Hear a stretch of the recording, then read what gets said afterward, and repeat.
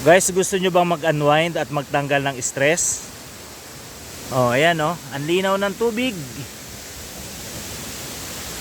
Mahangin ang paligid. Lunti ang kapaligiran. Kasama na ang mga huni ng ibon. Ayan. So tara, sasamahan ko kayo papunta sa May Busay Falls dito sa poblasyon Sual, Pangasinan, sa may Sitio Baito.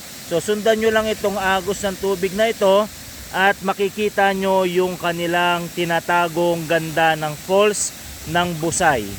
Maglalakad lang kayo ng mga 20 to 30 minutes at makikita nyo na itong ganda ng falls na ito.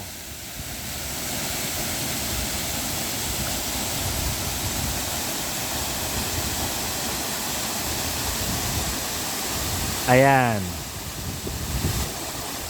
So guys, thank you for watching. Please don't forget to subscribe my YouTube channel, Mr. House Husband.